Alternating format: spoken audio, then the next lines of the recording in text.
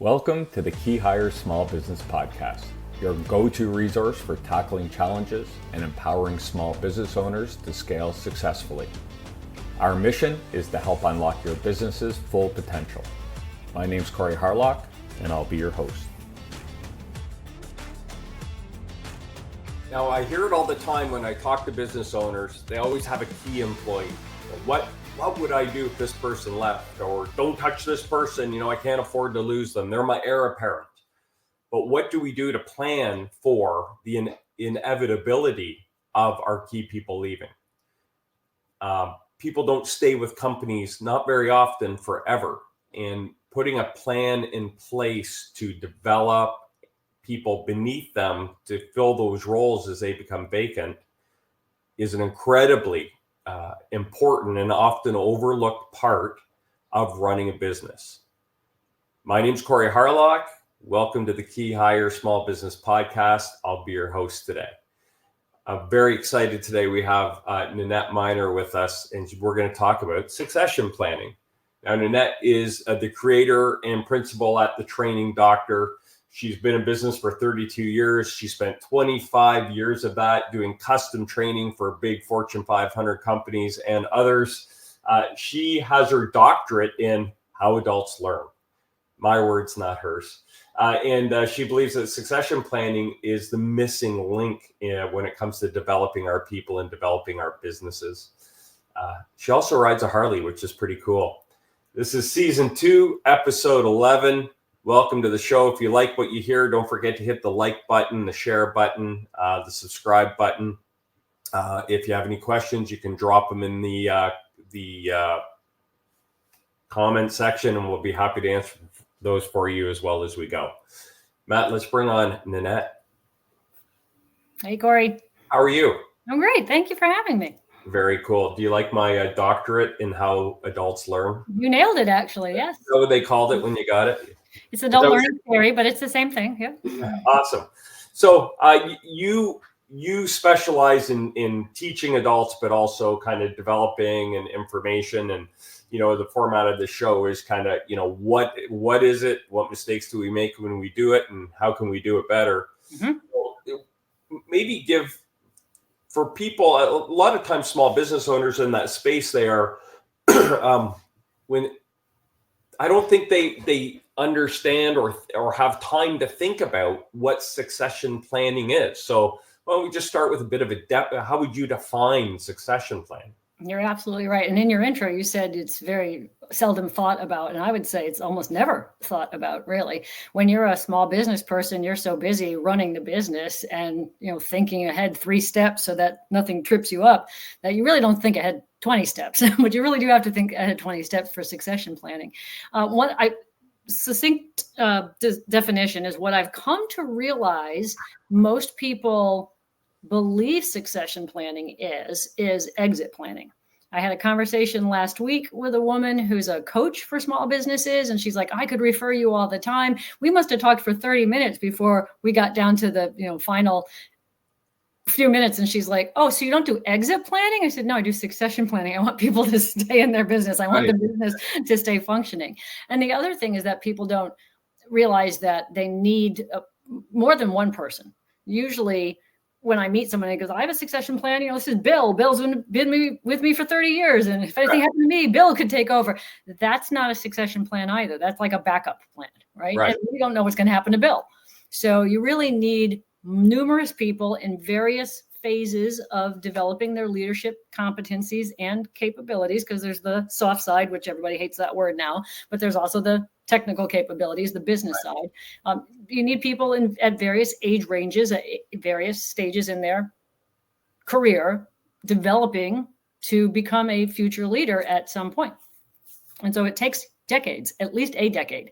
And that's probably the biggest mistake. Well, 2 big mistakes. One, nobody even thinks about it. And then when they do think about it, 99% of the time I'm saying to them, yeah, you should have started this 10 years ago. It's a little too late now. Yeah. And we all, I'm a big proponent of, small business owners are kind of driving their local communities and their local economies, and they're so integral, right? And they're pushing so hard to get things done that like you said, they're looking into the future of driving business, but they're not, looking to how they can backfill all that stuff. And when you say, man, it takes decades or 10 years or years, I can hear almost every small business owner go, I don't have that time, or I don't have that capacity, or I don't have that energy. Therefore, right? I'm out. Yeah. Yeah. I'll just let the chips fall where they may and figure it out when it happens. Right. And succession planning is one of these things where it's, well, let me ask you this. To do it correctly, what is the time investment? What is it? What does that look like?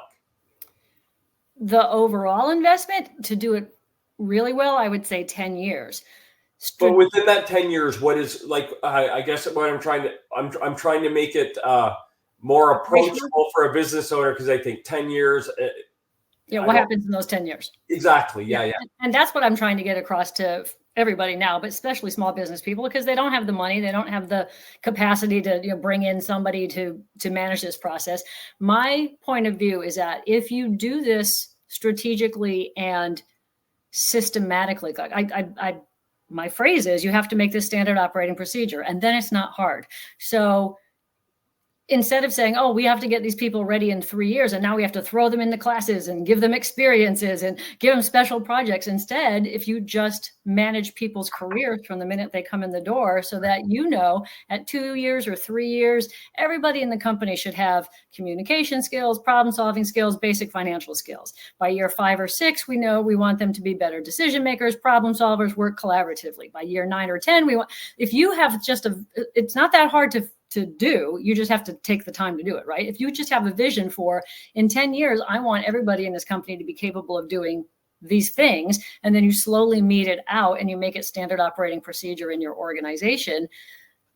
Some people aren't going to want to be leaders, right? Some people are. So meanwhile, you've up-leveled the whole capabilities of your organization, and those who like to lead others will naturally rise to those leadership positions. And meanwhile, everybody else is still contributing better than they would have been if you had done nothing for those 10 years.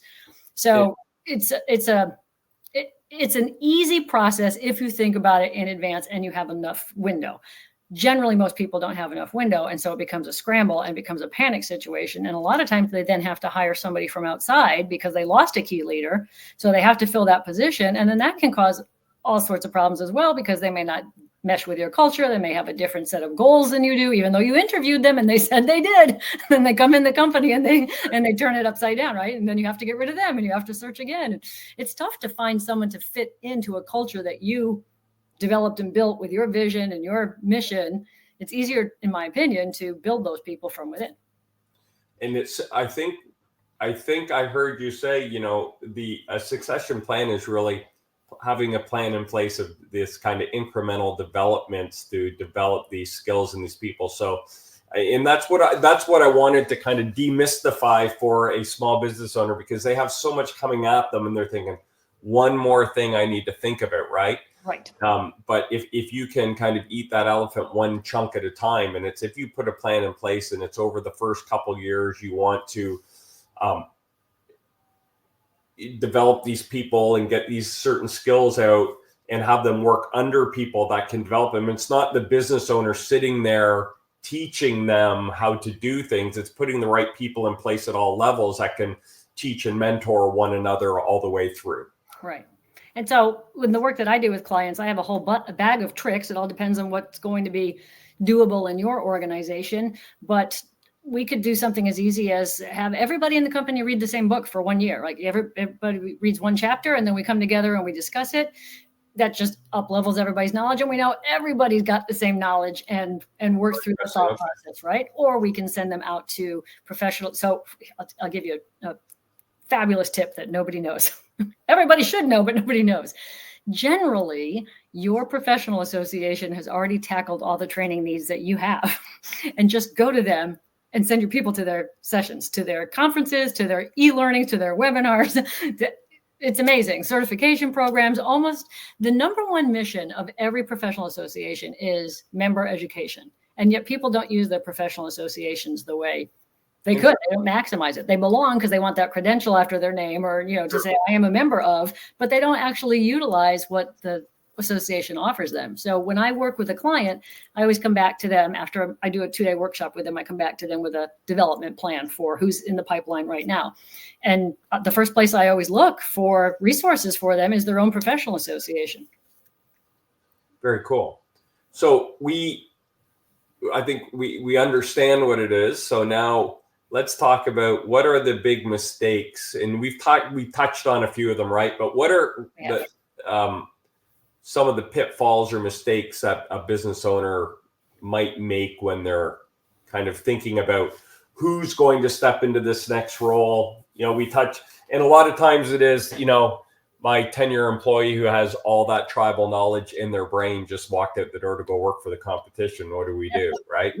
Yep, that's usually when people call me. They panic. They're like, "Oh, how do I replace that guy?" I'm like, So some of them, there's a number of mistakes. One is that people don't start to think about it at all, right? And I get that because I know, like, buying a new car for me is overwhelming, and I will push that off that process. If things are going well, right? You're not thinking about them going wrong. It's just like saving your money when work's going great, you're spending, everything's great, and then the economy tanks, and you're like, oh, right? So you're not thinking about that. Yeah. So most people just don't even think about it until they're thinking about retirement, and often that's like, it's too late. Most business owners don't realize that even if they didn't want their legacy to continue, even if they didn't want to replace themselves, if they wanted to sell, which is a very reasonable exit strategy, you still have to have a functioning leadership team, because the company who's buying you is almost never bringing in their own leaders. They're buying a functioning company to add to their portfolio or expand their regional reach. So you still have to have a succession plan. And so that's what makes a lot of small businesses undesirable for purchase, because if they were to walk away from the business, there's actually no business because the person's keeping it all in their head. Yeah. Another mistake is that they don't give enough timeline. They don't have enough runway. A third, I think, four mistakes is that they don't go deep enough. So most folks will say, like I said earlier, I've got one person in my pipeline. That's not a pipeline. That's a person. You want at least 3 in your pipeline. And generally, I like to have 3 at every generational cohort. So if you're a boomer, you want 3 Gen X people who might step up. You want 3 millennials who are in the process of being groomed. And you want 3 Gen Zs, which people are like, Gen Z, they're like 25. Why would I even... think about them being a leader. Let me just break that down. So I'm a visual person. So if we're looking at a department, so say we were looking at a sales department and you have maybe your VP of sales is a boomer, then you have kind of your trickle down, right? So maybe you have 2 or 3 people that are your managers, and then maybe they have some reps underneath them. And then maybe we have some inside sales people underneath them. Is that kind of how you're talking, that's what I'm seeing. I just want to make sure we're painting the right picture here. Yes, because generally what people say is your VP of sales has 3 managers underneath him or her. And so eventually one of those people might replace that VP. And they don't think beyond that. Well, who's going to replace that manager?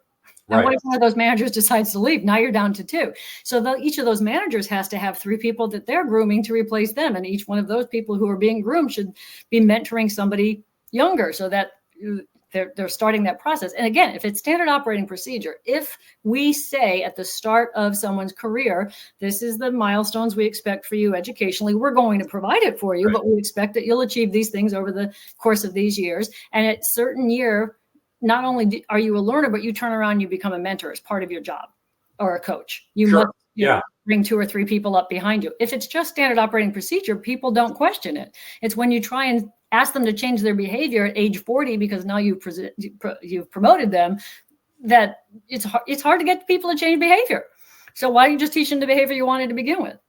Yeah, I totally understand that, and that's when you get into maybe your black box builders, where people are protecting their role now because, well, I want to give away everything I know, because if I teach this person it, then what value do I bring to the company? Which is a horrible employee to have in a key position anyway.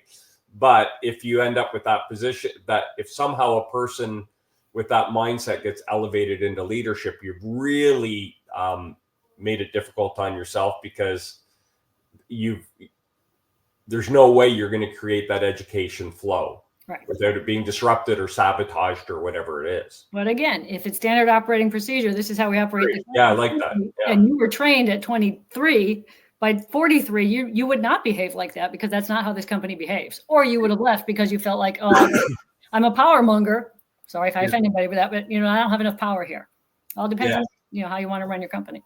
Is that almost like the train your replacement type model at every level, right? So it's kind of like if you're mentoring someone to take your spot, so then when you move up, they can take it, and then.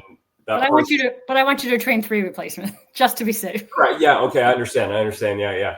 Can I tell you a funny story? And it's not funny. It's tragic. But I was working with a client this summer. There was 9 senior leader people in the room, and we were trying to figure out who was in each of their downlines. So I had them do an exercise where they listed 3 people who might replace them. And then I collected all their papers. 3 of the people in the room, 3 of 9, named another guy in the room as their replacement. So awesome. He's got a lot of skills and he's got a lot of respect in the company, but he cannot replace 3 people. Oh, so 3 people named the same person. Yes.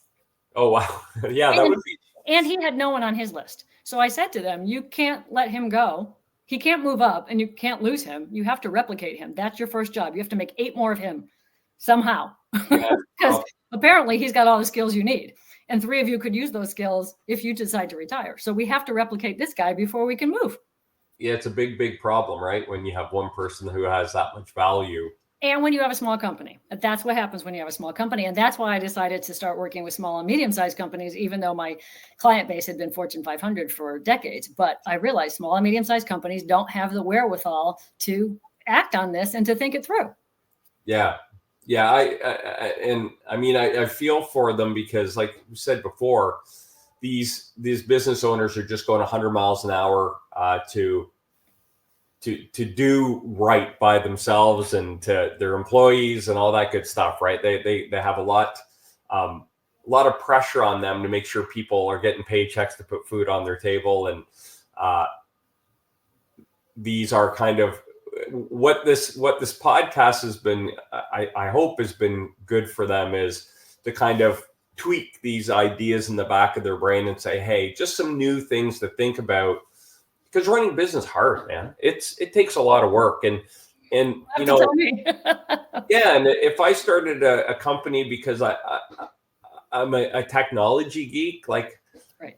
It doesn't mean I love succession planning. It doesn't mean I love talent acquisition. It doesn't mean I love doing payroll. It means I love technology. Right. And that's what most small business people do, is they start a business in the field that they love. Passion project, right? Yeah. And so then they get all this other stuff that kind of comes with it. And they're like, I just want to do this, right? And so hopefully they can build a team around them. And that's kind of where you come in and I come in with them, is kind of help give them the supporting cast to achieve whatever that goal is they have.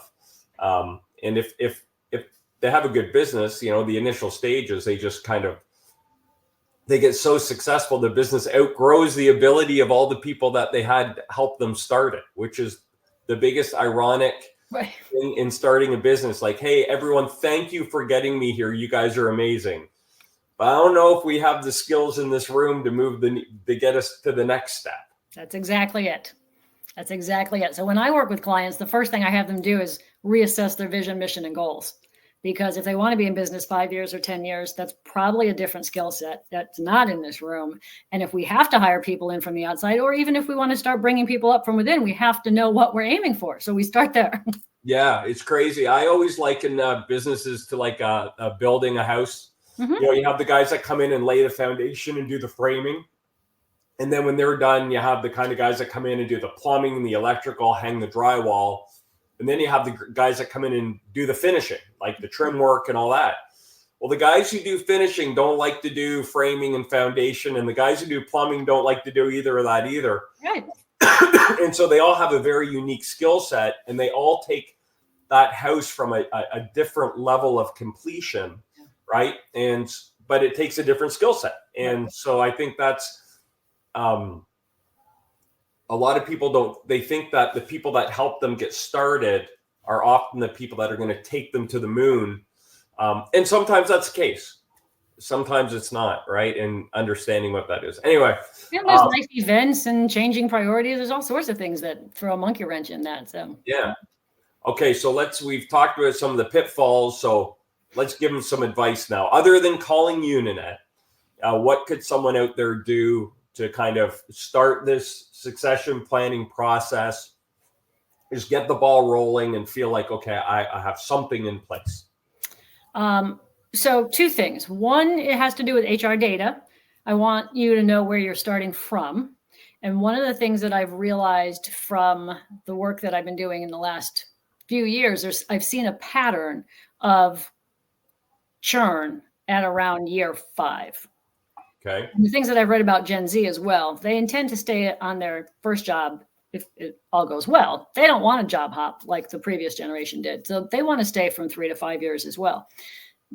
So the first data point I want you to gather is, how many boomers do I have in my organization right now? And what's the chance of them retiring in the next 3 years? Because those could be gaping holes that you have to fill in an emergency, right? And secondly, if you want to build people from within, which is what I want you to do you have a problem with attraction and retention? Are you churning constantly at the beginning of the process, whatever it is, so that I can't get anybody in your pipeline? You can't get anybody in your pipeline because every 5 years we're bringing in new people and getting them up to speed. And then 5 years, new people come, and we can't ever get over that hump. So okay. 2 pieces of data I want you to know is what's your chance of being in a crisis in the next 3 years? And then do you have a different problem before you have a succession problem? Do you have a retention or an attraction problem? Hey, it's Corey. And if you like what you're hearing, give this episode a thumbs up and subscribe or follow to get reminders of new episodes of the Key Hire Small Business Podcast. The next thing I would like for you to do is ask all your senior leaders or whomever you consider to be a key person to make a list of 3 people that might replace them. And if they don't have 3 people, which they probably don't, then what are the job requirements? Because probably they're doing everything intrinsically now and you don't even know what they're doing. Correct. So if you had to replace them, what would you look for? You don't know. So yes. Ask them to make a new, look at their job description, rewrite it. That's one of the activities I do with my clients. Bring your job description. Let's rewrite it. Half the time they're like, geez, this is like a third of what I do that's written here on this paper. And then I do all this other stuff. So what is it? What's that whole job entail? So that if we had to replace you, or again, we wanted to bring somebody up from within, what are we aiming for? We don't even know what we have to fulfill. I want to ask you a question. You talked about a 5-year, people leaving after 5 years. In your experience, what is a realistic expectation of keeping someone in a business before they kind of turn over and go somewhere new? So I'm going to answer that with a different, with a different side of the coin. I think you can keep anybody in your business unless a life event or a priority change happens, but companies don't put enough emphasis on telling people where their career could go.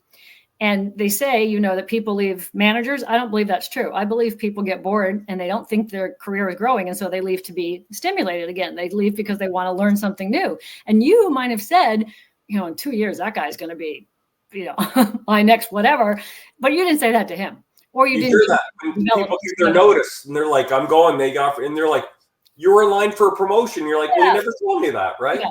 In fact, I just read Axios, I think, is a recruiting software. And they did a study that said that most people, or not most people, but a large majority of people leave a company within 1 month of their promotion, precisely for what you said. That they didn't know they were getting the promotion. So they took it because they're like, oh, okay, but I already had these feelers out. And then now that I have that title, I can actually leverage that somewhere else. So one of my soapboxes is you really need career paths. There's a lot of ancillary things you have to do to make the succession planning a whole lot easier, or the succession process a whole lot easier. And one is starting with career paths. So I work with construction industry firms, civil construction industry firms. So for my industry, for their industry, I've noticed that they have a lot of turn at 2 years and 5 years. But if you can get somebody over 5 years, they'll stay the rest of their lives. So we actually get them over the 5 years. So if you recruit somebody, but it's hard to recruit as well because there's not a lot of talent. So it's very limited. It's very competitive. But if you show up a career fair with a piece of paper that says, here's where you're going to be in 2 years, 3 years, we're going to give you this lateral experience, we're going to let you coach other people, we're going to give a mentor at this point, we're going to send you out to this conference by, year 7, people are like, cool, they have a plan for me. I know what my vision is for my job here, and now I'm just going to work to achieve it. And that's really going to work for Gen Z, because Gen Z loves to learn and achieve things, whereas we said of the millennials that they just want a promotion without doing the work. Gen Z is happy to do the work. You just have to tell them what to do. And I'm assuming there are kind of financial gains, raises, and things like that associated with all this. Right. So what I do, which is very different, and this is because of my learning and development background, is not only do I want you to have a career path that says 2 years, 5 years, 7 years, this is where you'll be in terms of like a job title, but I layer it with a learning path. And so for you to achieve those job titles, you have to do these learning activities, whatever those may be. And that's what I help clients do. I help them customize that learning, the professional development path, so that you do have a well-rounded leader at the end. Because one of the things that we've done in training and development poorly for 40 years, and this is an aha moment I had when I switched over to doing succession planning, we have created so many specialists in training and development and nobody who's a generalist anymore, because all we did was train people in silos. So if you entered a company in finance and you were lucky enough to get continuing development, we still kept you not only in finance topics, but with finance people. We never brought the HR and the operations and the research people to a finance class. We just give the finance people finance classes. So there's literally, especially in small companies, nobody knows how to run the company. And that's very concerning for me. Yeah, it's goofy. On a much smaller scale, like I had a client years ago that did like fire and life safety, and they are having a hard time finding technicians.